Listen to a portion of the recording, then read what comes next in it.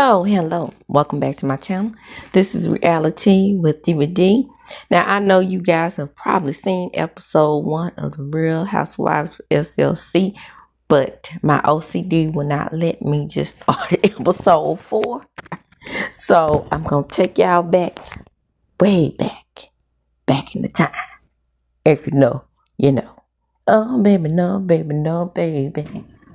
Anyway,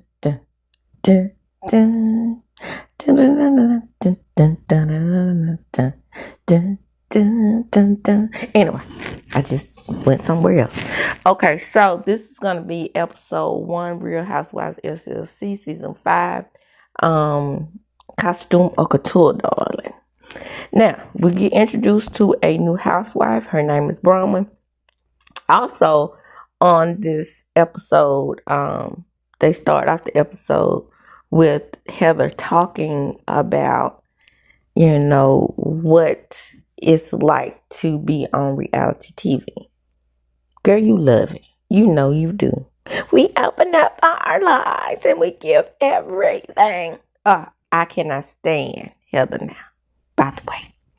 Now, the girls are giving what needs to have been given, but at the same time, let me just say this for you Monica haters out there. She is missed just like Candace is missed over there on Real Housewives of Potomac. Now, they said that Nika and Robin were also missed. Last they told. I feel like, because Andy Cohen likes the Green Eye Bandit duo, I feel like he's going to bring Roberto back at some point. So no worries there. Now getting back into SLC. So Lisa Barlow is having a party and she likes some of her friends more than others. So she's having a Bezos party. She's gonna throw out an olive branch because Lisa is so generous, and she's gonna invite poor old stupid Whitney. Okay? Whitney. And then she says, you guys have got to understand that Whitney has not been a very good friend to me, Lisa Barlow. She went on a podcast and said I was a mean girl and a villain. Girl, are you shocked by that for real? That girl head's all the way up in the cloud. Okay, guys. Also, like, comment, and subscribe to my channel. Hit the notification bell button. You will be notified when I upload a video. I knew what I was going to do at the beginning of this video. I was intending to drop some tea, and the tea came to me when I saw Mary. Mary is going to be fully engrossed into this episode, and I saw little Robert Jr. Oh, little Robert Jr., you've been a bad boy. Tut. Mr. Religious kid growing up in a religious home. So, and a lot of times that is the case with these children, right? They grow up with the best of everything, and then they are expected to be a certain way, and then they want a bucket, right? Bucket. So that's why I try to give my children a balance, whatever they know about religion, they learn to school, because we don't do that here. No, ma'am. And they say prayer and all that is out of school when they start the school day off with the prayer and saying the Pledge of Allegiance. But that's neither here nor there. I always said that whatever my beliefs are, I will not force them on my children. So they love white Jesus, believe me. Just like Mary. Now back to the tea. Now I also saw some tea, and this is very sad news on Whitney. I don't know what happened to her daughter because it didn't say it, but little Bobby Whitney, yes. Incidentally, the child's name is Bobby Whitney, and she was born around the time that Bobby and Whitney was going through something, I think is what she said, or she had met them. I can't remember what the story was, but anyway, the point is she's little Bobby Whitney. And little Bobby Whitney has gone through some things, and she's been very sick. So sending out positive healing energy to her, because they said she was in ICU. And so we want to just send our best wishes to that young lady. Now, when I said that little Robert Jr. has been a bad boy, the word on the street is, and you ain't heard this from me because I'm not one to gossip, but the word on Rodney DeVore said it. He said, allegedly, he is going to, they tried to make him go to rehab, and he said no. So he's in rehab allegedly because he likes the he's in love with the cocoa.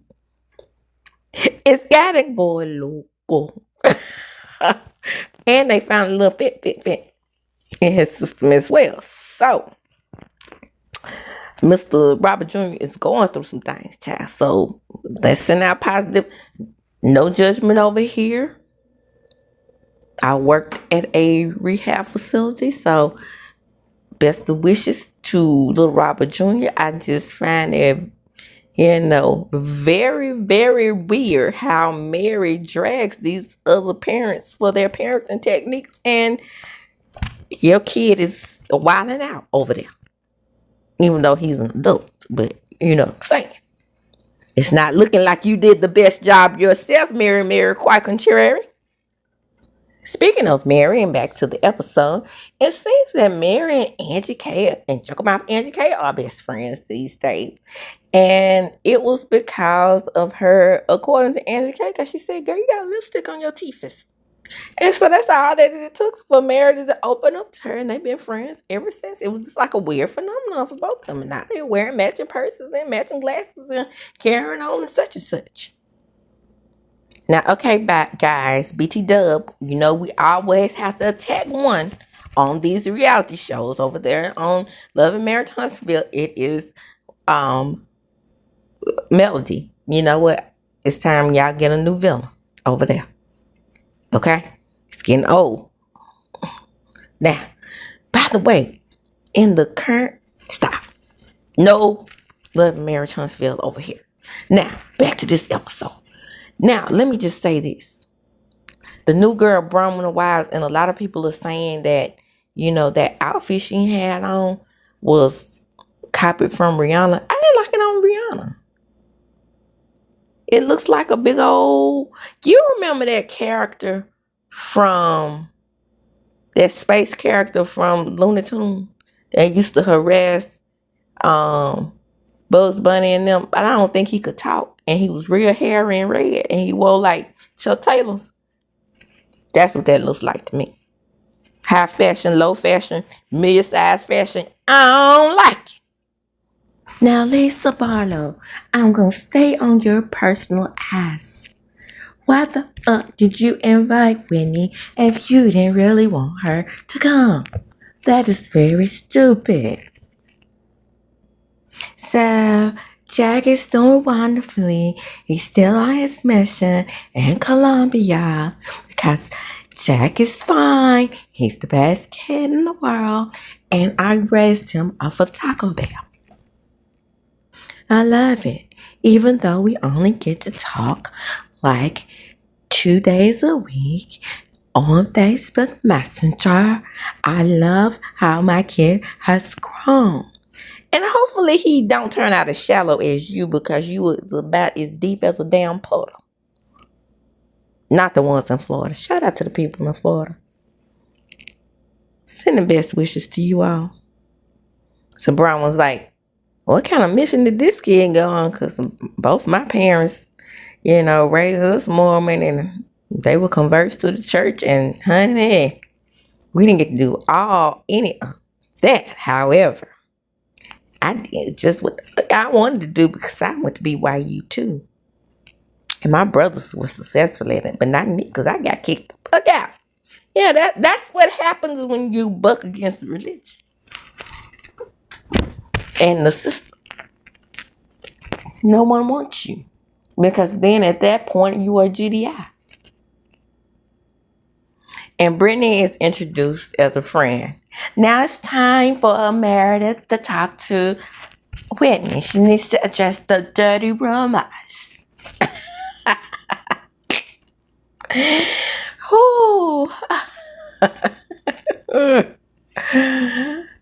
But Meredith is, she has, you remember I told you in the trailer that she had fallen out with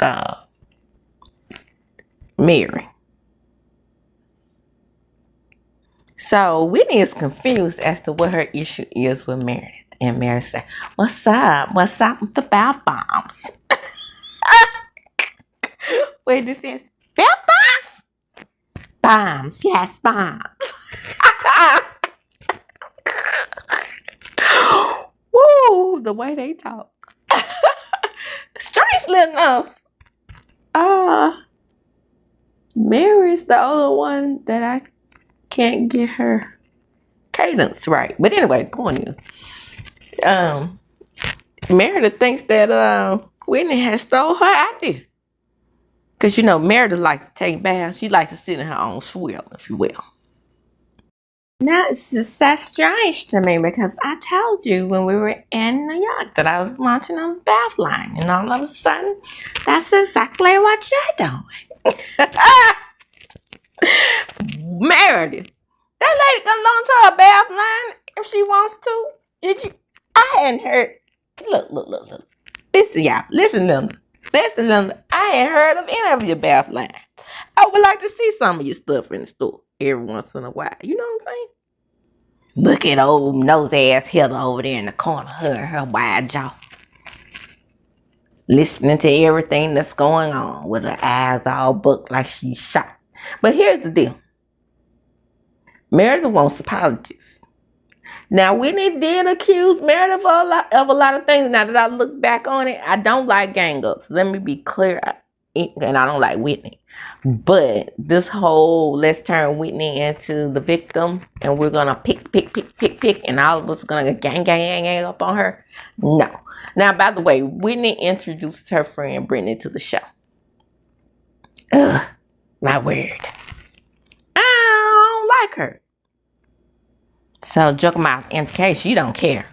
She don't care about the apologies that Meredith is supposed to get. Because I feel like I'm owed an apology as well. Guess what? She accused my family of being in a group mafia. And I didn't get an apology. You know, joke about MK sounds like she's somebody's drunk auntie. Anyway, she says that she wants an apology too. So she's pulled out a scroll of shit that she needs to be apologized to. For. Girl, you don't allow your joke about man. That lady ain't gonna apologize to you for none of that. And besides all that, she didn't exactly say your family was in the Greek mafia, even though I don't 100% not believe it. I'm just saying, allegedly. That was so funny how those ladies described that scroll. Mary's like, wow, she put a lot of effort into it. She found a stick, put a scroll on it, glued it together, and rolled that thing right out. And Mary, she is a hard worker, really hard worker. Yeah, I mean, joke about NHK don't have anything else to do. You know, the rumors about Sean, which I still believe, allegedly. Like Monica says, he fucks men. That's an arranged marriage, okay? They just staying in it for the kid. I don't know, or appearance sake, but I mean, he don't like women, in my opinion. I'm just saying. You tell someone just like sue me and take my house. Well, yeah, I mean, she did fall in your house. I mean, kind of, sort of, that's probably the advice I would have given her too. Remember, Meredith is a lawyer. And she does, you know, she does nasty rumors. Baby, when I tell you that I love that event space, I like clear glass. I like the ambiance. I like the candles. You know, Lisa did, I can't stand Lisa, but Lisa did her big one with this one, okay? Now, they all complaining about where we're going to sit, but baby, I would sit on the corner of the damn table at the kitchen table if I can be in that room. And eating that big old large piece of meat that Mary does not want to eat because she's not going to be able to pass from her gut. Now, that may be true. But if you cut it up maybe in 5 pieces, you might be able to remove it from your gut. You just have to eat a little Miralax behind. You know what I'm saying? You know, break it up. And so Mary's having a fit because she don't want to sit next to Brenda because she don't want to stick in bread in her purse. Now, remind you, this lady goes with Jared Osmond. And apparently, Jared Osmond is a 304. Child, we about to find out. She better not stick no damn bread in my purse. I know that's she be stealing bread at the doggone events. So, Whitney gets to know Bronwyn a little more. You have kids? Yeah, my kids. I have a child with a previous relationship. My husband is like 45 years older than me. And his kids are my age and older. Wow, we have a lot in common. I'm like that. I have stepkids that's my age and older. So Whitney found somebody that ain't about to drag her ass at this table. However, apparently, Bronwyn has actually been dragging her ass to Lisa because she's Lisa's friend. So, wow, people thought I wasn't cute enough to be a trophy wife, but here I am 10 years later. Well, at least she admitted. Okay. She didn't go through all that stuff that me over there on Potomac went through. I love G. I'm a boss. No, she said, hey, I'm a trophy wife. Hey, that's what I'm talking about. Just keep it 100. Come on, Whitney. Whitney said, I feel like you were throwing shade at me down to the other toast. So now that you're toasting again, let me just ask you, are you upset about a podcast or something? Are you upset with me? And then she said, yes, I am. Your podcast was not about you. It was about me. Well, yeah, you just showed what she's talking about. She said some things about you, but that doesn't mean the whole podcast was about you. See, that's how arrogant, narcissistic people think. Vain. I wouldn't just say she's just an absolute narcissist, but she thinks the world revolves around her. And it don't. Being that I love myself, I'm going to take care of myself. And during your healing journey, you would think you would know that. That doggone Lisa. So, you think that a 2-hour-long podcast was about you. Got it. Like I said, you're proving her point. She probably talked about you for 5 minutes and you took it to believe that you're just going to disregard everything else she said. Those few things that she said about you made it about you. You're so vain. You probably think this song is about you, don't you? You're so vain. In confessional, Whitney is completely right. You cannot tell me about my experience of you is a lie. That's just like me telling you Diet Coke is a lie. Hey, because baby, one thing she gonna do, she gonna drink a large Diet Coke if she don't drink nothing else from McDonald's or Taco Bell. Like what she responded. I think that if I don't kiss your ass every part of your hole, then you think that I'm a liar and I'm against you. Yep. That's how she thinks. Remember when she got into a marriage? Well. We find out who the culprit is. It's Chocolate Auntie K.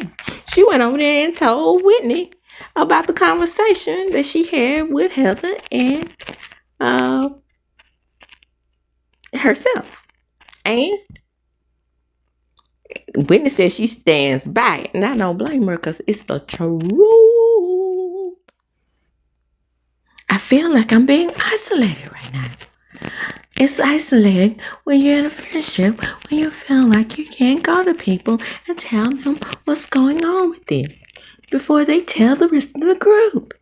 Yeah, well, it's two-faced, but I don't know about isolating. So, Lisa is trying to throw shade at Whitney's healing, in my opinion. And so Whitney said, well, since you want to throw shade at me being healed, you want me to heal Whitney? Fuck you, Lisa Barlow. And she stuck up her middle finger. Come on, Whitney. I like it. And that little shallow demon put Whitney out of her party. Whitney says, okay, if you don't want me here, I'll leave. I'll go home to my beautiful house and my children. Now, by the way, Whitney has a new house where Auntie Kay visited her and told her all the business. The TT, if you will. Now, and this all isolates Lisa because you cannot say anything bad about Lisa because Lisa is perfect, okay? And that's the end of that episode. Let's get into episode number 2. Oh, and the continuation of Real Housewives of Salt Lake City. The episode opens up with this is episode 2, Walking a Tightrope, season 5. And this goes into the ride with Bronwyn and Lisa. And Bronwyn said, wait a minute, just let me say this about Salt Lake City. I hate cold weather. And I don't know what I would do if it snowed all the time where I live. But the scenery is so beautiful on this show. I wish I could live in a place like that. But my nerves won't let me. And I know I wouldn't be able to drive on a sheet of ice. Shout out to Mary. Anyway, they were recapping the night before. And at some point, now this happens quite a bit on these housewife shows, right? The person who brings you on the show, you end up not liking too well. But anyway, at this point, they're still friends. So Bronwyn is like, well, you know, I was really surprised at the way Whitney was acting. Were you? I mean, I'm sure Lisa has told you pretty much everything. You remember, bad weather. Heather and Whitney, bad weather. Whatever she used to say. I used to be like, bad weather. Child, you know Lisa is corny, but she thinks she be reading down, child. And I do see where Heather is coming from when she was saying that Brahma did have so much to say about Whitney. She was talking about her at the dinner. But, you know, Brahma did have a conversation with Whitney. You know, you'll see that later on. But, yeah, they ate at Wendy's. For Lisa to be rich, she showed eat low class, don't she? So Lisa confronts Auntie Kay, and she's like, well, you and I have had a conversation, and they were just to be between me and you. Joke about Auntie Kay says, well, yeah, I mean, I've held your secrets. I have put things aside for you to, you know, just be there for you. And when I tell you I have friends like this, it is very draining to have a friend where you can only have, you know, the conversation has to revolve around them. You have to constantly compliment them. You have to that's least. And did you know that insecurity birth narcissism? I just want to throw that out there. And she's just really angry that Auntie Kay told Whitney what she said. But the thing about it is they all tell each other what the other person says. But, you know, let Lisa tell her she's never told one of Auntie Kay's secrets. So then we go to Bronwyn's home. And I would say that she and Mary should be the same person. The only thing that's different, because they're both very eclectic. But don't say they're eclectic around Mary. And the child don't call her poor either, because she is not poor. I didn't say we was poor. I said, see, this house is super merry, but I would say a more scaled down version. Definitely merry. That white thing that Brahma had on. Hated it. What was that? Is that butterfly wings or what? Is that riding gear? No, it looks sort of like those only cause you know mostly that's khaki, but she looks like she's about to take flight. Like she looks like Amelia Earhart. You remember when she had on those blousy breeches before she took the last flight? Yeah, that's what she looks like. In a boring scene with Meredith and her children, she tells them she's about to be bar mitzvah. Moving right along. This is reminding me of her scenes with her children. It's reminding me of Ashley and going to see the divorce lawyer's child. So, as usual on these shows, you have to have a tennis match, right? Pickleball match or whatever they're playing, and this looks like pickleball. And Brittany and Heather talk about dating while they're playing this game. And Heather says she's fulfilled. She don't need a man. She probably has a rose.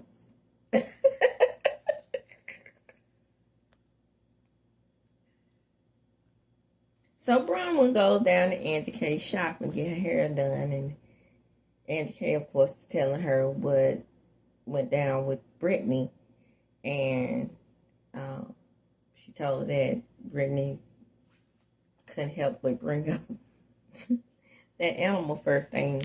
You remember I told you earlier that it looked like the monster from Bugs Bunny? Yeah. And she was like, well, I don't really like to discuss women who can't really get on my level educationally. Because, I mean, I'm pretty sure she can't spell YSL or doesn't even know what the acronym means. Oh, well, I don't know. She's kind of dating the Osmond. Maybe she's saying YSL on Marie and them. Does Marie ever come around her? Is that her name, Marie, the famous one? Because, you know, Dunn and Marie, yeah, yep, Marie. So Bronwyn is one of those women, you know, those women who say they're not girls. And that's the reason why she can't make friends with other women. Because they're so jealous of her. Now, she didn't say those words, but that's what it indicates. And I used to be like that. I wasn't jealous of women, but I don't think a lot of women got me because I've always been like a movie critic. You know, if I go to the movies, I'm going to, you know, like pick out little details. That's why this YouTube gig is perfect for me, because I can express myself in that way.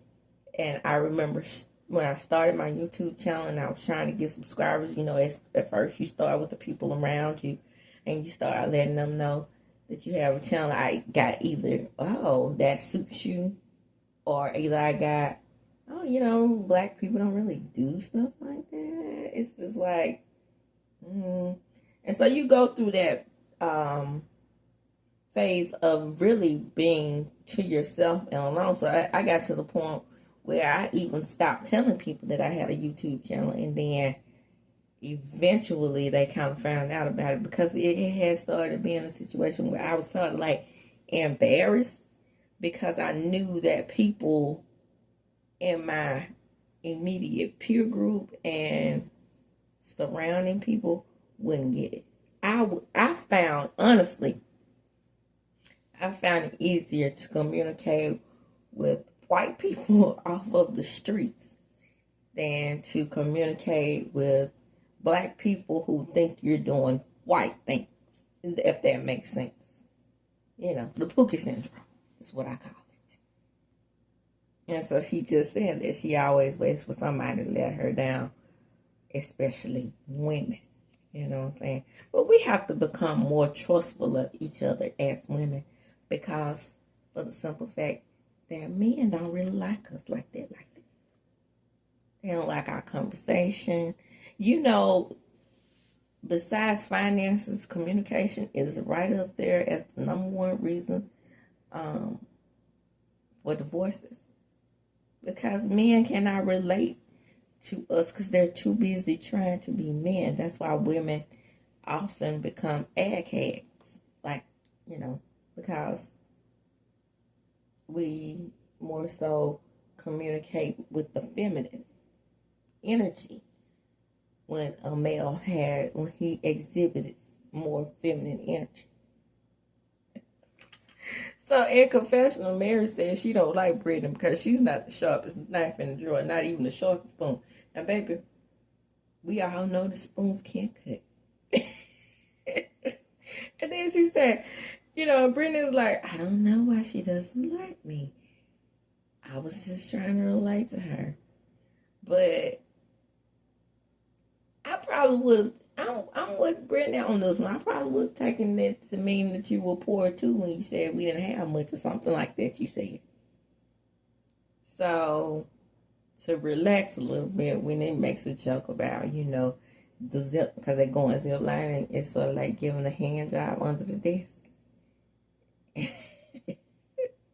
Now, Whitney could be nasty now. I like when she get nasty. I don't like Whitney that much, but, she did roll around in some paint with an old boy.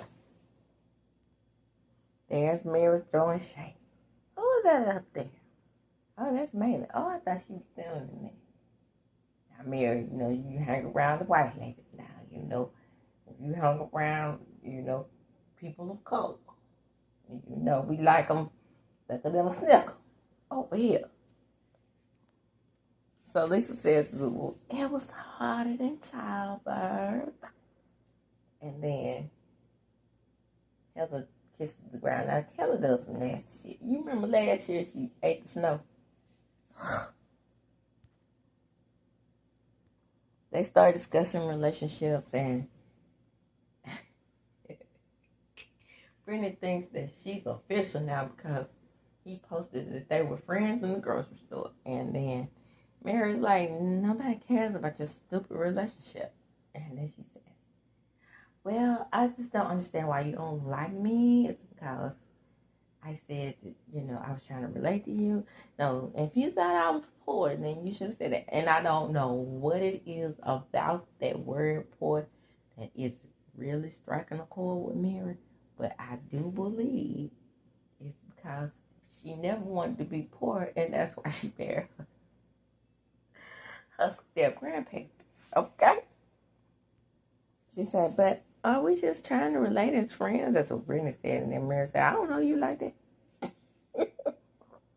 And then Mary starts to eat up. She says, well, you want me to care about you? No. I don't care. I don't know you like that, so I don't care if you like me or not, or care about me.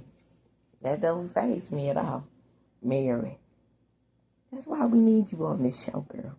So Brittany mentions that she doesn't have a relationship with her daughter. And Mary's like, why don't you have a relationship with your daughter?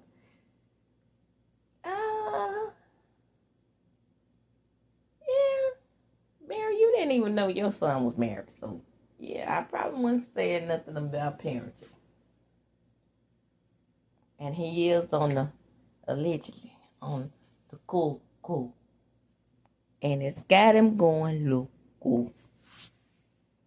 So, Brittany thinks that's mom shaming. I don't know. I don't know. I'm not getting a good vibe from Brittany either. It's not because she's not a sharp knife in the tool box or whatever. It's just, she's just, yeah. I don't know. So Heather comes to her defense and she says she's going through some things. So if you respect me, just, ease up off of her. And then Brahma says, well, I would like to learn something about her that's not unhinged. That's it. That is it. She's a little, like she's missing a screw or something. Speaking of screws being loose, this is a little story, but it's not a story. But I had a friend back in the day, thought she was getting married. The guy proposed to her by giving her a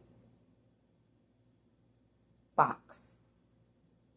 Well, she thought she was about to get proposed to, but the box had a screw in it with the note. You have a screw loose and I'm breaking up with you. Damn. It ain't funny because it was like she was just taking her back because she really thought she was about to get married. Hey. I still picking him about that, doing that to her. It's hilarious.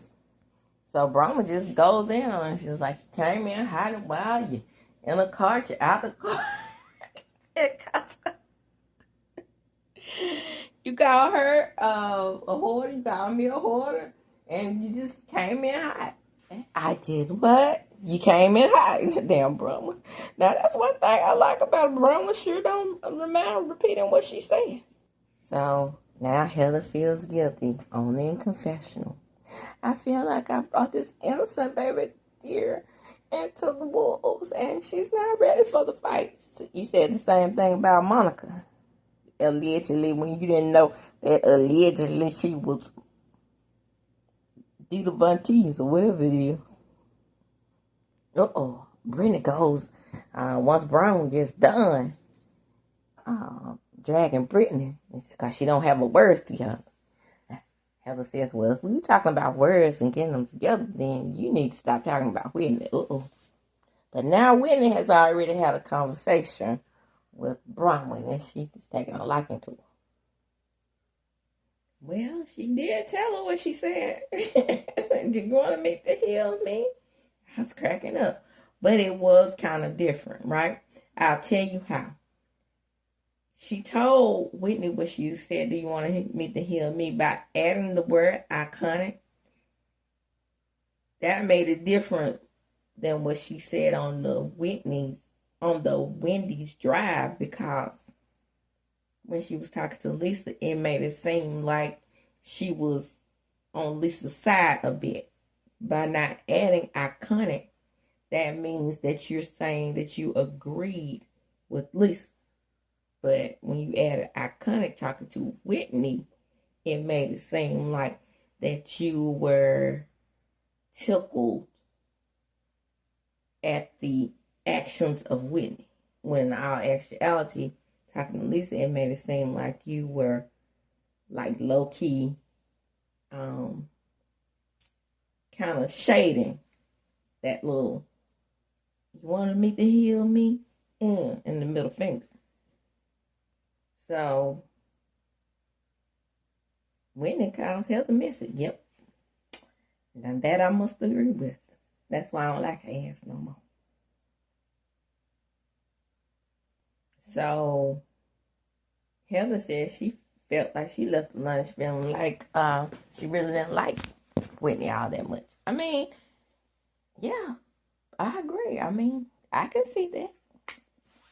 That's how it looks like she's a bit two-faced. And then Angie K, of course, says, well, maybe she got to know a little bit better. And now she sees that it's just really Lisa that's an asshole. So now Bronwyn and Lisa have an issue, because Bronwyn expected Lisa to come to her defense, because she wasn't the only bitch in the car. There was 4 bitches in the car, including my dog. So Lisa said, you should not go on a podcast to talk about your friends. That's steamroll. Because Whitney had previously said that she felt like she was steamrolled at the previous dinner.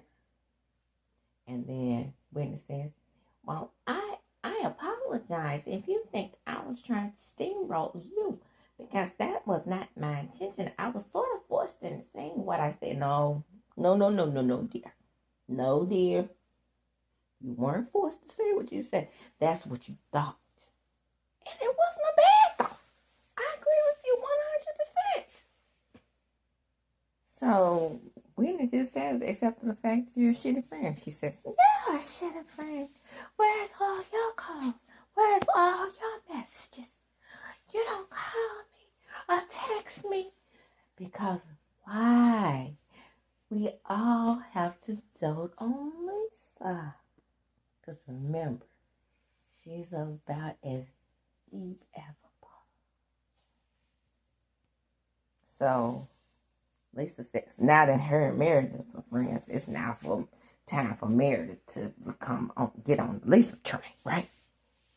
You blame me for things that I am totally not responsible for. Because of your feelings. You get in your feelings. And then Meredith said, well, I have to admit, I'm pretty much in agreement with that. She sounds like a drunk teacher, don't she?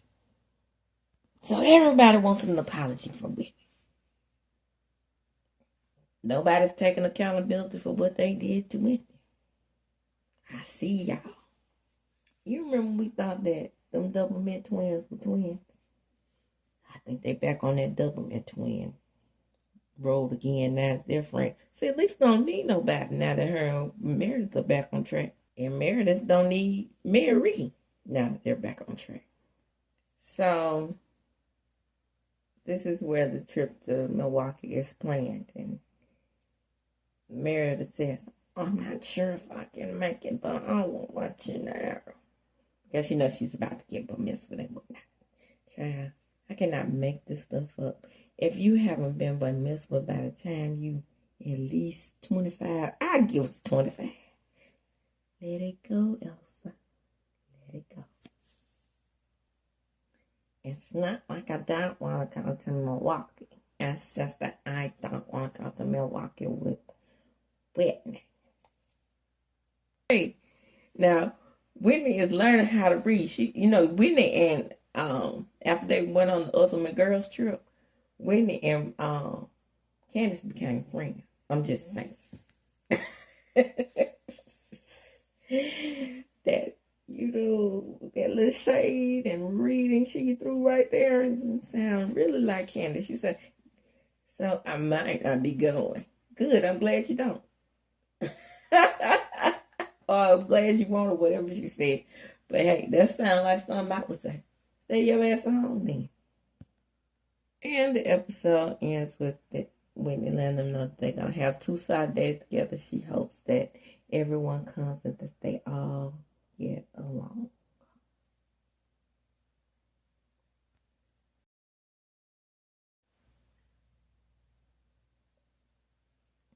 Don't forget to like, comment, and subscribe to my channel. Hit the notification bell button and you will be notified when I upload a video. And share the video. Why? Because sharing is caring. And please, again, like the video.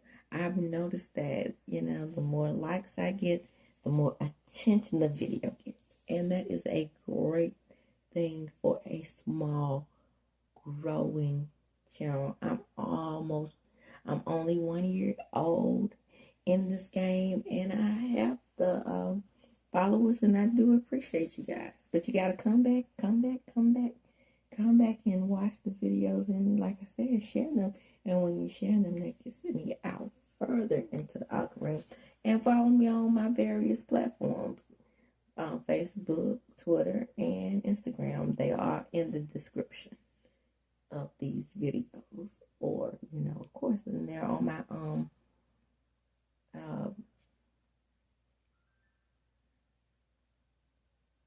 they're on my banner.